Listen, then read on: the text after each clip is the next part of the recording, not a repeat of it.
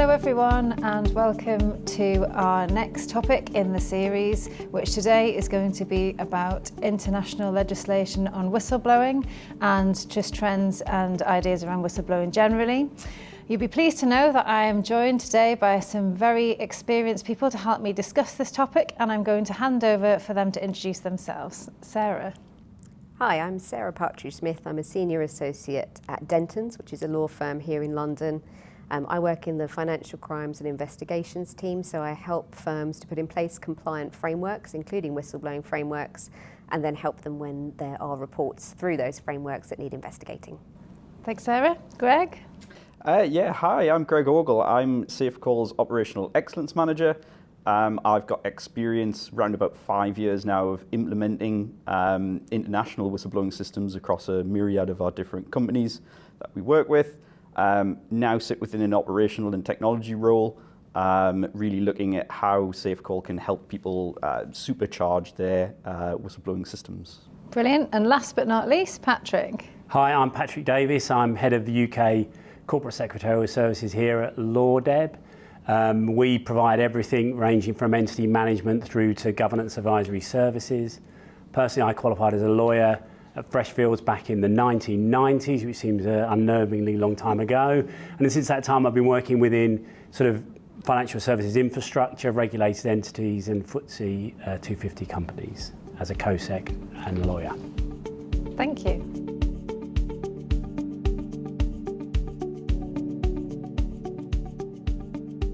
So before we get into the meaty topic of talking about kind of legislation and compliance and how organisations approach it with regards to that, I'm really interested in your views on, I suppose, what the recent trends and shifts that we've seen within attitudes towards whistleblowing have been. And so, Greg, I'd like to come to you first because I know you've got quite a bit of experience of dealing with many different types of organisations with this. Yeah, no, I think it's always an interesting topic to talk about, Joe. I think when we look at it, from when I started SafeCall around about 5 or 6 years ago now, whistleblowing was definitely a topic that was a risk and compliance subject. It was something for a lot of organizations was a bit of a tick box. It was something that people very much focused on the legislation, and they focused on what that meant and how they could implement that. I think over the past few years, definitely we've seen a big change in how people view whistleblowing and how organizations view their compliance infrastructures that they've got internally. And it's far more focused on a moral and an ethical standpoint. It's more about the people that they're helping do this, and how you help your people to help protect your organization more than anything else.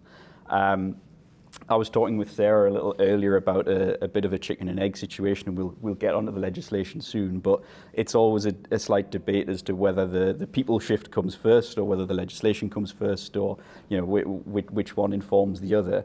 And I think, with SafeCall's experience, we're ever expanding, we're getting more and more customers. And we're getting far more people who are interested in the topic of whistleblowing. It's something that's had a fire lit underneath it. So it's a really interesting topic to be talking about today. And Sarah, any sort of things that you want to add on to what Greg was saying there? Yeah, I think that's right. I mean, we've had the Public Interest Disclosure Act, PIDA, for 25 years now. And that really focused initially on not ensuring that firms had in place whistleblowing systems, but actually protecting the people that made disclosures at the end. So again, that chicken and egg situation, we're protecting people, but we're not forcing people to have systems in place to make those reports. And that's developed, it's developed over time, and I think particularly with growing awareness of ESG, it's only going to continue to grow. And I know that we'll talk later today about the European directive, which has really gone a little bit further and put in place a mandatory requirement for firms to bring in across Europe, for firms to put in place whistleblowing lines or ways of people making confidential reports about their businesses. Speaking practically as well, having worked in organisations that have introduced whistleblowing helplines, I also have noticed a change in the sort of cultural engagement that ExCos, boards and others have with whistleblowing as a concept, especially when you have organisations now focusing on values within an organisation, when you have speak up sort of cultures and emphasis. I think the legislation is great, but it's now being implemented within environments that are attuned culturally to the need for giving opportunities for employees to raise these sorts of issues. I think you're right, Patrick. There's much more of a drive outside of legislation that firms want to have these frameworks in place, whether they're required to do so or not. So it probably is the legislation will catch up in due course with how businesses are moving towards that.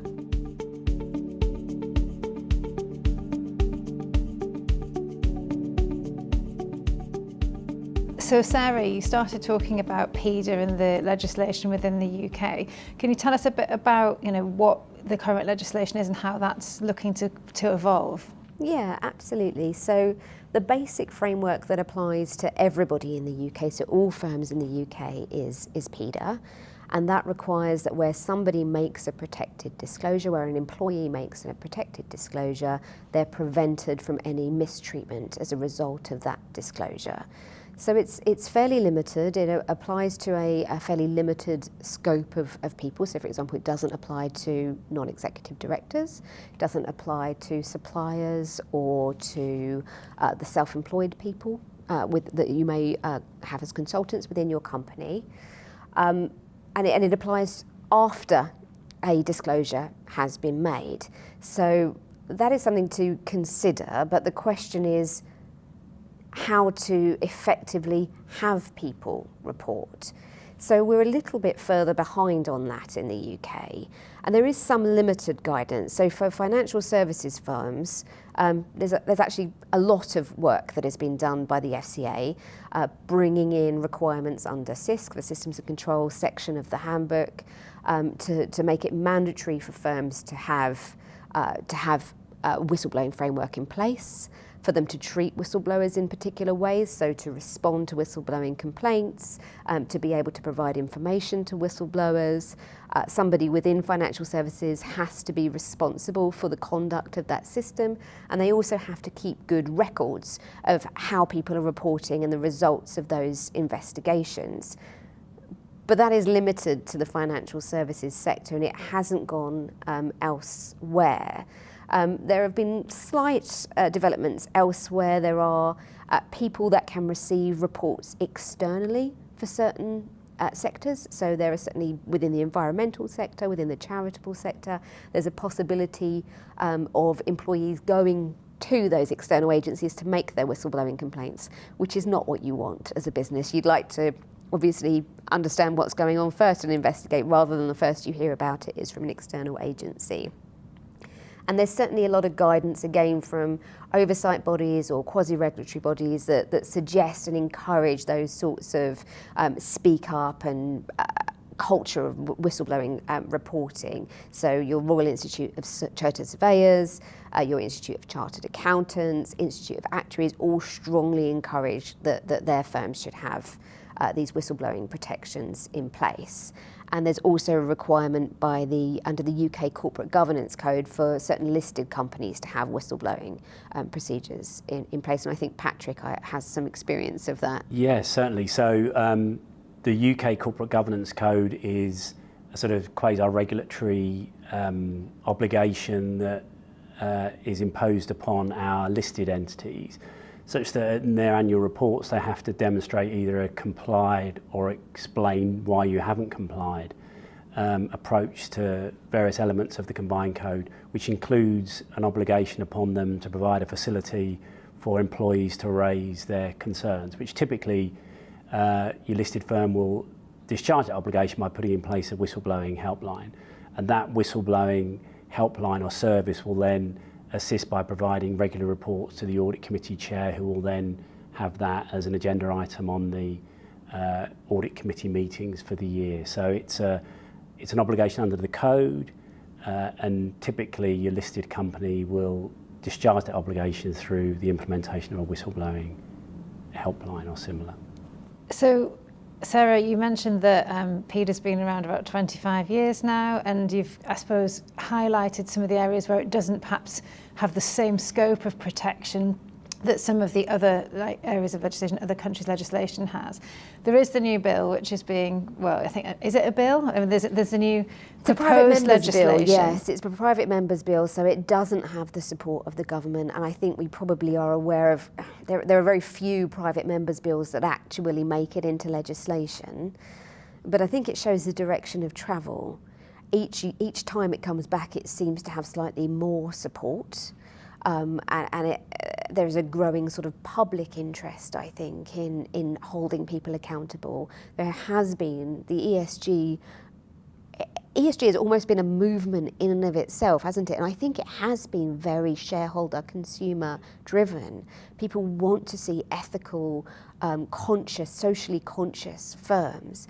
And I think as long as we continue down that path, I think a whistleblowing bill will eventually gain traction. That having been said, parts of the whistleblowing bill were sought to have been shoehorned into the recent Economic Crime Corporate Transparency Act, didn't make it. So we'll see how it goes. So of the current things that are proposed, what do you think will become sort of adopted, whether through legislation or just generally that organisations will see the benefit of adopting them? I would be surprised if a requirement for a broader whistleblowing framework isn't eventually included in something like there's a new economic crime bill passing. So it would be surprising if aspects of the whistleblowing legislation didn't come in through that. I think it would be surprising if the definition, the rather limited definition in PETA isn't expanded to match the European requirements. But I don't think, who knows, I don't think that there will be a criminal offence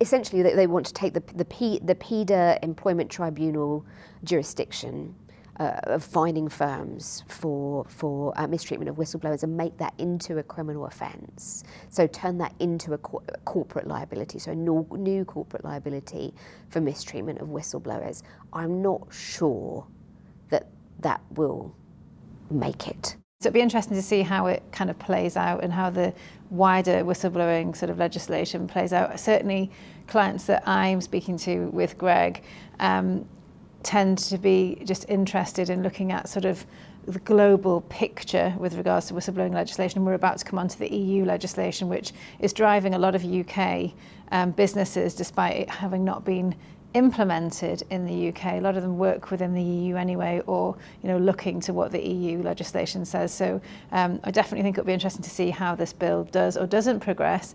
I think my view is there certainly will be enhanced legislation at some point, but some people seem to think it'll happen quickly. I'm with you, Sarah. I think it might not happen that quickly, but it won't stop people being interested in. And I think what I'm really encouraged by is our clients seem to just want to raise their sort of standards generally in this area, motivated by all of the different things that we've already discussed. So yeah, we shall watch this space and see what happens. So thank you very much for that.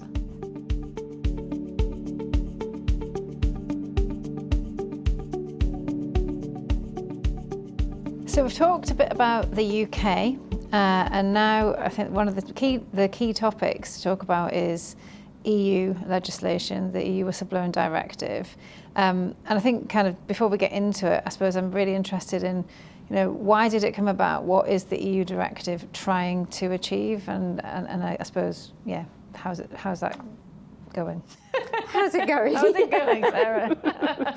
Well, I think the intention behind the EU directive was a really noble one.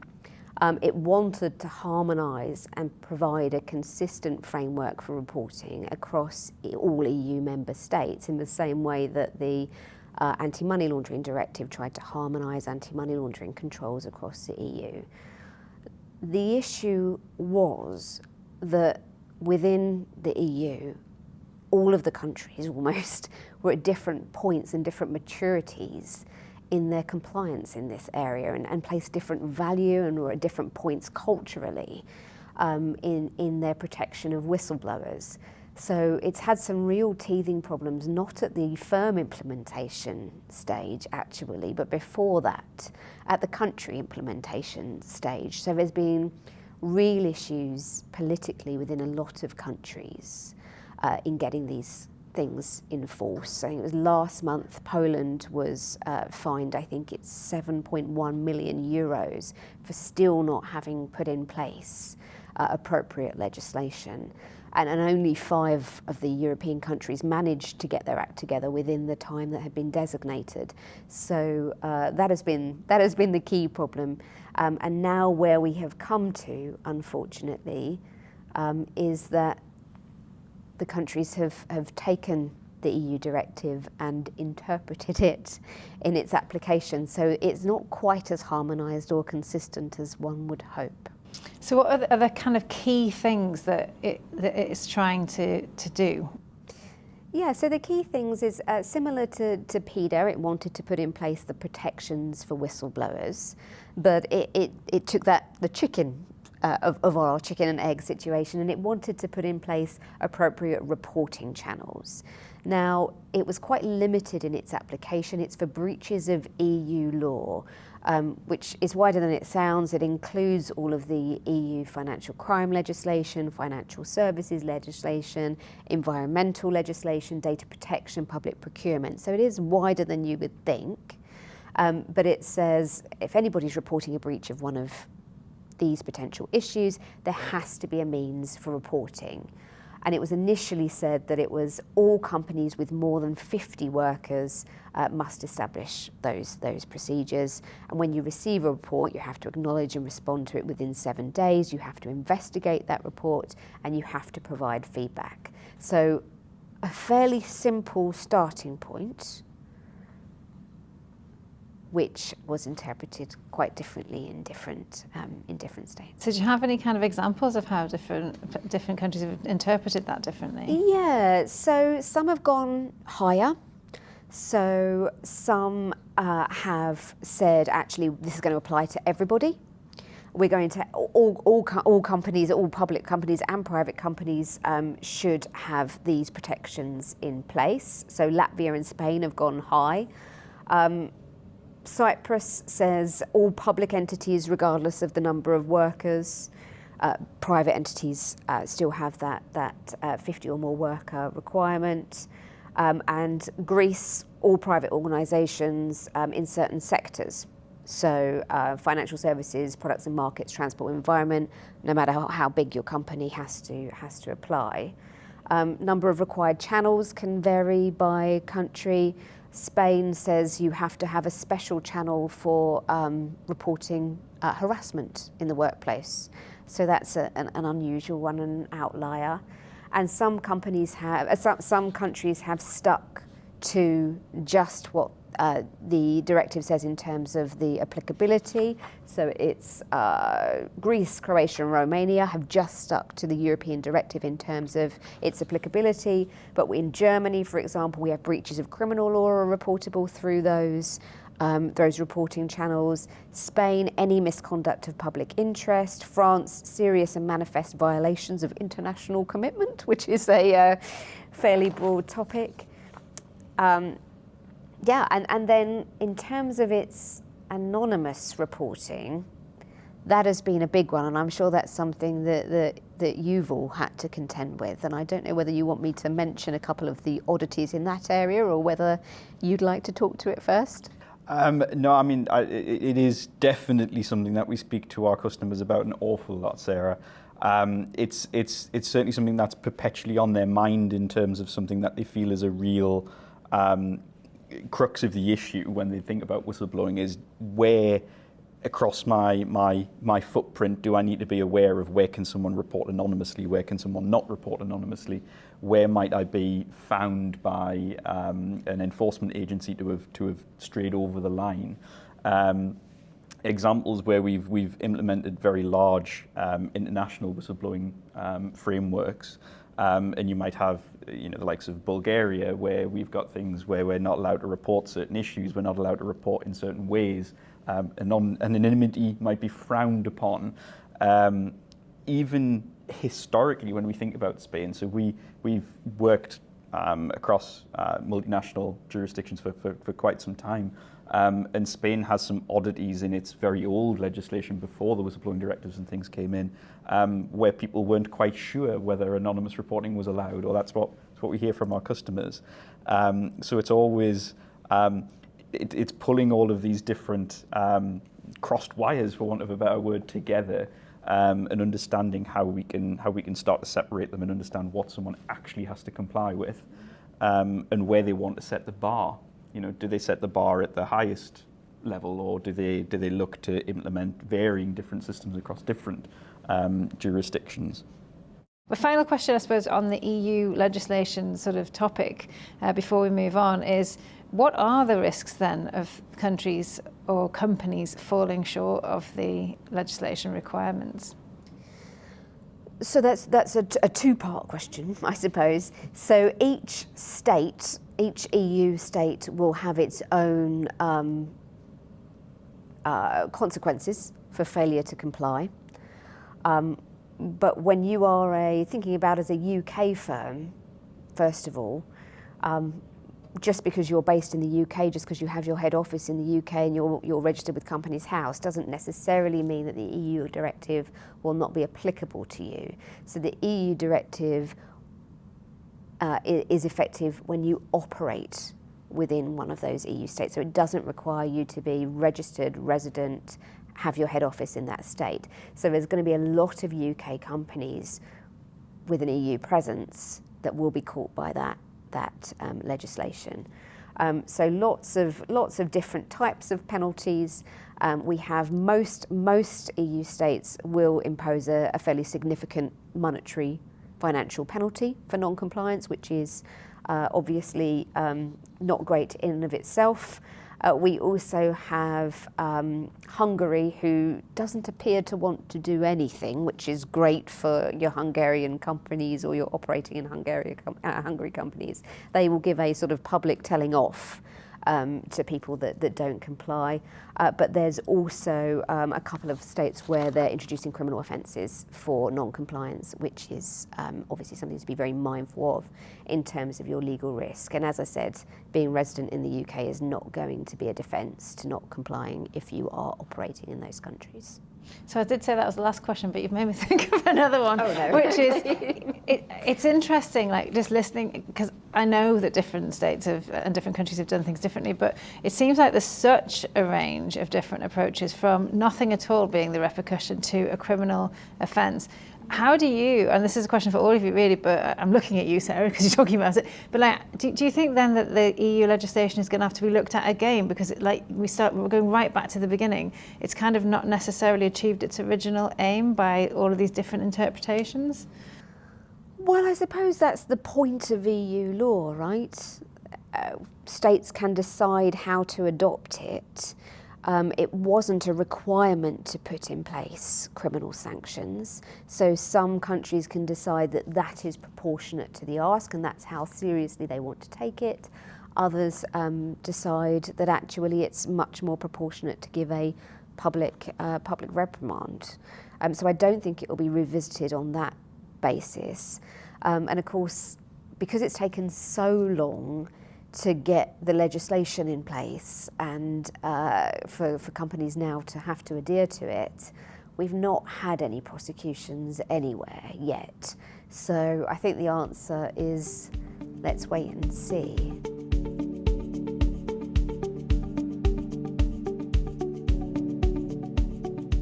What are the 2 or 3 key kind of takeaways or things that organisations are considering when they're implementing these global systems? It's a challenge, you know, if you're running a global compliance department, you're looking to put in place global policies, ideally you want that to be as simple as possible, but when you've got, you know, a number of schedules addressing the different jurisdictional issues or levels, it can be a challenge. So logically you either do go for the highest or you just then sort of recognise the idiosyncrasies across different jurisdictions.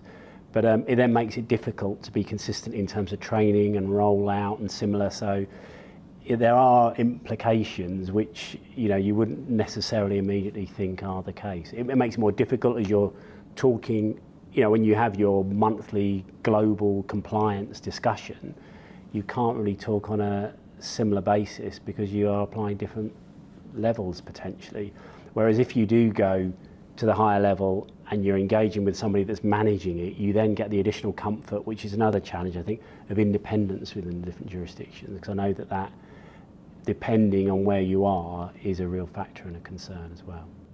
Do you find that it's different depending on, in terms of your firm structure, whether you have a centralised compliance function or whether you have local compliance functions with a global head, for example? Yeah, definitely, yeah. So it's the two different models really, isn't it? And so, but I think if you have a centralised compliance function, it's easier potentially in terms of consistency around reporting, communicating, training, all of those sorts of things. Whereas a global head overseeing arrangements in different jurisdictions probably has to, when he's presenting to the board, for instance, at the quarterly compliance deep dive, needs to be across the different jurisdictions to be able to talk to them in an articulate way. So, yeah, there are challenges either side, I think. Whenever we're talking to a customer, we always think, well, we're looking at doing two major things, which is protect the organisation and protect the people that work for that organisation. So what we need to ensure is that someone absolutely can make a whistleblowing report. Fundamentally, it doesn't matter which legislation you look at, someone has to be able to raise a concern, and that's fundamental. Whether you do that internally or whether you use an external, there's benefits and negatives to either side. You've got to make sure that people can make that report. Number two is, can my organisation then support that person effectively? So if I do have an internal system, for example, can I protect the anonymity of that person? Will they feel comfortable talking to someone internally, or would they rather talk to someone external? And thirdly, and probably up there with actually being able to make the report, is how does your organisation then respond to that report? Do they follow the timescales? Do they follow the deadlines? Do you follow your policies and procedures that you've spent months and years debating over how they should be written?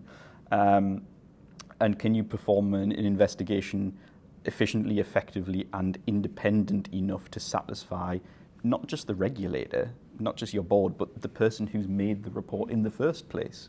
Do they then have confidence in the system that you've actually built and then taken forwards and performed an investigation and come out with an outcome that would pass their criticism more than anything else? So they're definitely the big three things that we assist people as much as possible in achieving whenever we work with a new customer or a previous customer. And what would you see as the biggest challenge for organisations in achieving that sort of anonymity and trust within the system? It's definitely the independence of the function that looks after whistleblowing. We get lots and lots of companies who have a real dilemma about who that sits with. You know, does it sit with an HR function? Does it sit with a risk function? Does it sit with a compliance function, legal? You know, there's benefits and negatives of using any of them. But it's not just the perception of independence, it is real independence. You've got to have trust in the people who are managing it, that they can do that in a way that is not just compliant, but is transparent, is morally and ethically correct.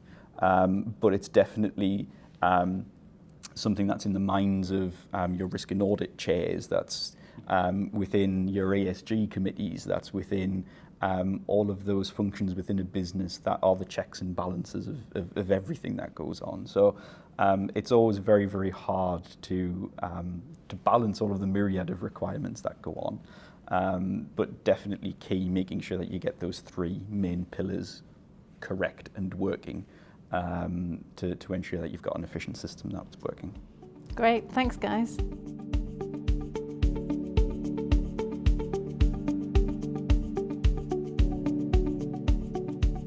So we've talked a little bit today about kind of how cultural aspects can influence what companies do with regards to how they approach whistleblowing internally. And I think we can look at that as the internal culture of the business, but also kind of geographically where they're based. So we have over 1,000 clients globally, and one of Greg's very many favourite jobs is putting together all the benchmarking stats every year from all of those organisations to kind of look at the big picture and what the stats are telling us. So Greg, do you want to share a little bit around what you're seeing and what kind of how culture is impacting the adoption? Yeah, absolutely, Joe. I mean, Geographical culture is a very interesting one to look at. Obviously, there is a lot more to it than simply where within the world you are. There's all sorts of different geopolitical influences or historic influences that you might have. So anything we do look at is often a little bit of a guess. But we have been doing this now since, or the benchmarking exercise since 2019. We release it every year, and it's one of the hotly anticipated pieces that we do for our customers every single year. And it really does inform people or help people to understand, is my system working in the way that other people's systems are? You can interpret that in two different ways. Maybe everyone else's system is not so good. Maybe mine's really good.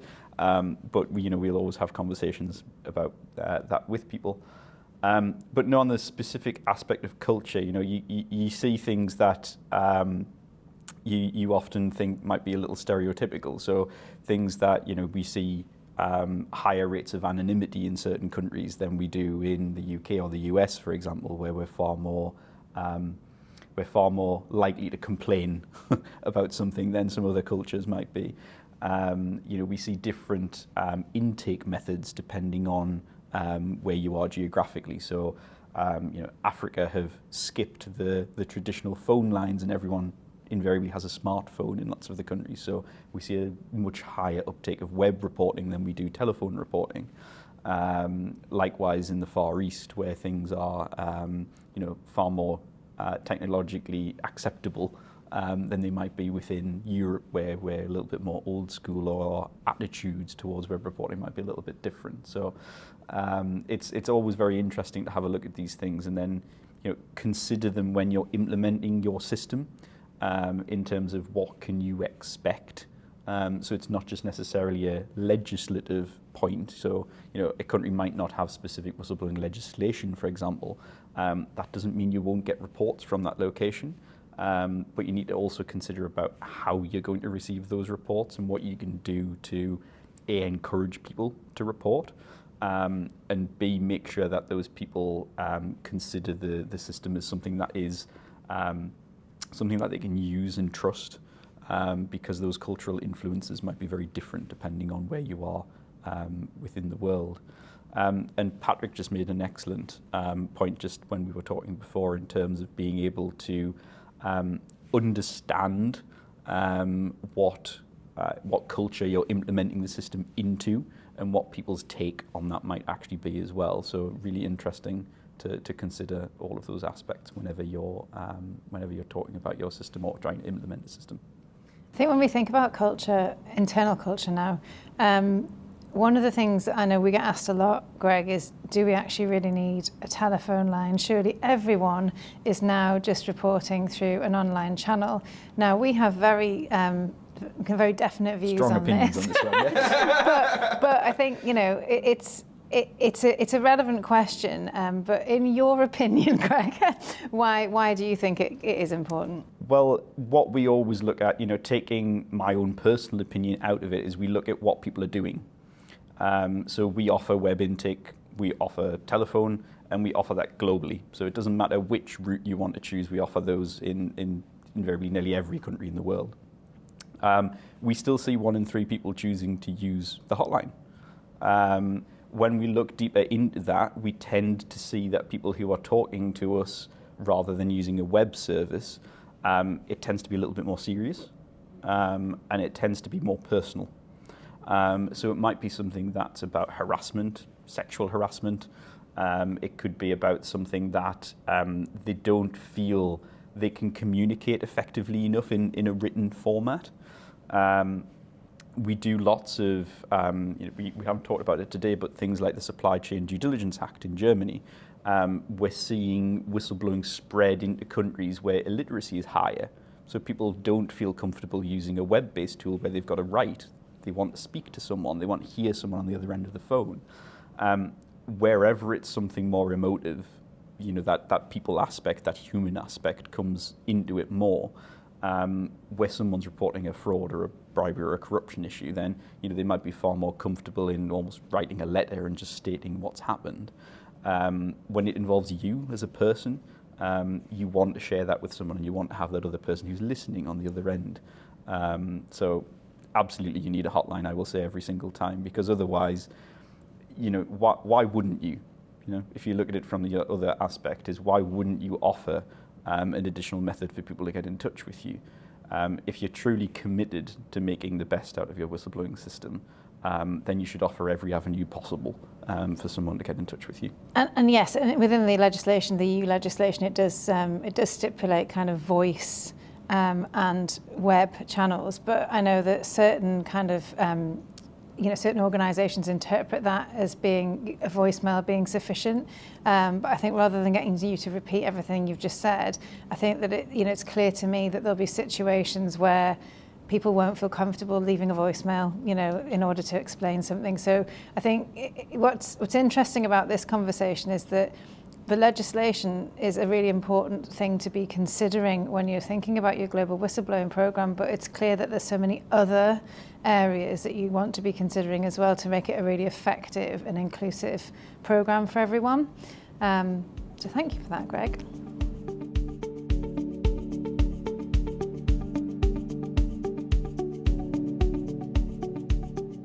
So we've talked a lot about what requirements organisations have with regards to legislation, culture, etc. But I know one of the key things that we get asked about a lot is how are we going to capture and manage the information that has come from our processes that we've put in place. So Greg, from a software perspective, what are the key considerations that people are thinking about when they're implementing a system? Software can be the thing that makes your system work efficiently and effectively and really supercharge your system, or it can be the thing that makes it tedious and not work as efficiently or well as you could possibly want it to. So it's a really key consideration whenever you're thinking about, I'm implementing a whistleblowing system, how can it help me? I think there's some really easy wins when we think about software in terms of the deadlines and the reporting timelines and things that Sarah talked about earlier within legislation.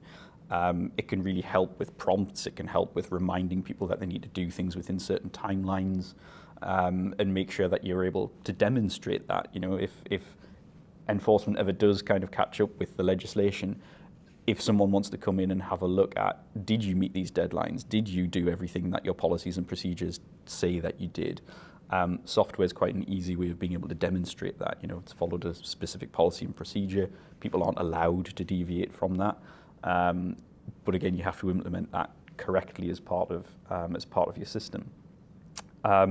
Something that lots of our customers talk about is anonymity and how you manage anonymity. So software can help with that. It can help protect someone's information. It can make sure that an anonymous person doesn't have to communicate via their email address or via in-person or via the telephone, where they might be recognized by their voice or whatever it may be. It can make sure that you're maintaining that, you're protecting them, they feel safe whenever they're communicating with you, and more importantly, protect that anonymity that the person has got. Investigations, again, is a really big part of where software can help. We have lots and lots of companies who come to us who want to train investigators to make sure that they're consistent, to make sure that they're applying the same principles whenever they're doing an investigation. Software can add further controls into that, because if they're using the same investigation software, that not only restricts what they should be doing or what they can see or what they can kind of access, but also just guides them, reminds them, presents the policy or procedure that you're following in an easy to understand way. We get lots and lots of investigators who are lumbered, for want of a better word, with a whistleblowing report that they have to investigate. It might be the first investigation they've ever done in their career. And if it's a whistleblowing report, you've got to get it right. So, what software should do is it should enable people to do their function. It should enable them to be able to be more efficient. But of course, you still need the framework and the procedures and policies and everything else that sits behind that to ensure that you're compliant. The software won't make you compliant. You've got to make sure it's implemented implemented correctly. One last thing on that is it removes the need to manage Excel spreadsheets. And I love Excel, you know me, Joe, but wherever reporting can be made easier is such a time saver, and that's kind of where software and databases and things can be really useful. So Patrick, as a user of these sorts of systems, have you got any kind of like real examples of where software has or hasn't enabled you to do your job? Well, so I think the most important thing, consistent with what Greg is saying, you have to commit as an organisation to take it on board, to ensure you've got the training in place, to have the follow-up training, to really take it seriously as a tool. And once you have done so, I think it brings consistency in terms of board reporting. You can manage different forms of reports which can compare year on year, jurisdiction on jurisdiction, those sorts of things.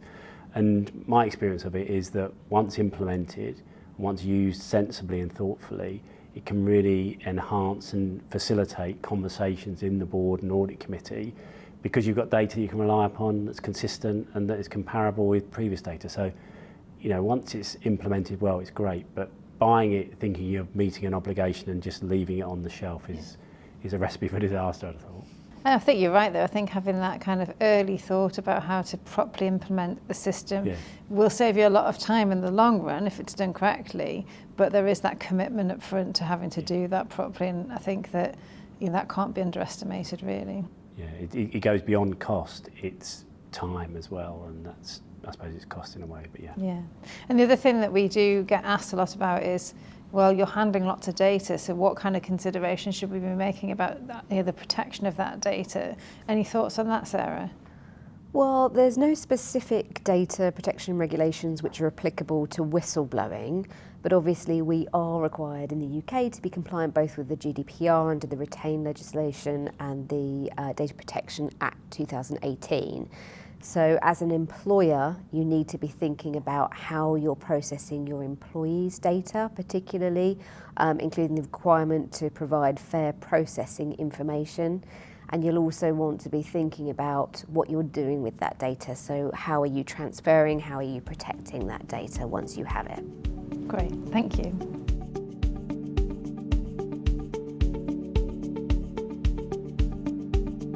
So we've talked about quite a lot today. We started off thinking about some whistleblowing sort of attitudes and trends generally and how they've evolved. We've thought about kind of the legislation specifically within the UK, and then looking at the EU directive and how that has been adopted, or how countries have approached it. And I think it's fair to say there's a bit of a watch this space on the EU directive at the moment of kind of how that will play through over the coming years. We've also talked about the really important, I think the most important point from my perspective of, building trust within the systems, and how, why it's important outside of legislation to have a really robust system in place so that people can speak up and do feel comfortable. And then we've talked a little bit about technology and many other interesting things that we probably can't do justice to today. So I think it's fair to say that if people watching want to find out more, then they should contact us, and we will certainly support them with finding out more information, whether that's legal or wider. But just any kind of final thoughts from you, Sarah, on anything that we've discussed today? Well, I think I might take the usual lawyer's route of ending on a doom and gloom note, which is great. just to remind firms of the potential consequences of getting this wrong. And they are multiple from a legal risk perspective. You have the risk from the employment tribunals of uncapped liability if you don't treat whistleblowers in accordance with PIDA.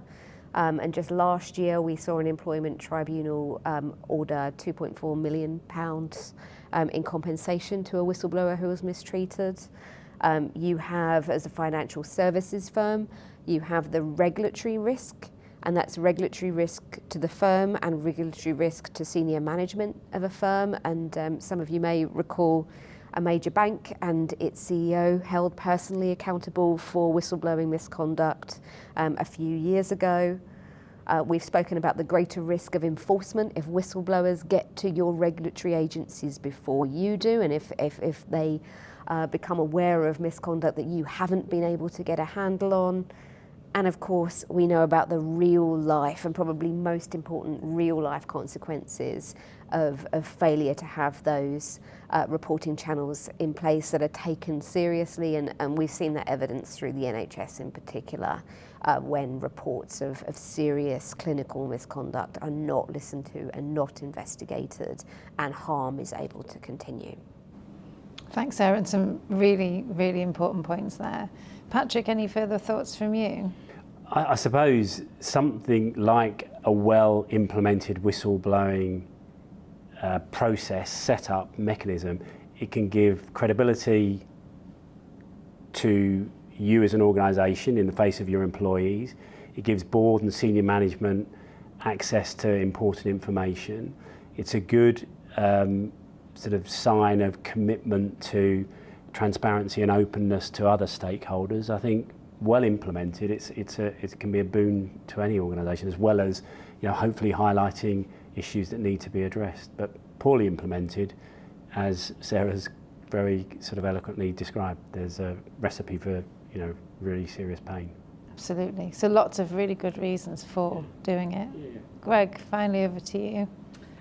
I would bring it back to specifically why we have all this legislation, why we have all of these laws in place is to make sure that people can speak up, to make sure they're protected when they speak up and that they're encouraged to speak up, and then make sure that you act on that. It's not just in the company's best interest, but it's protecting your people and it's protecting your organization as well.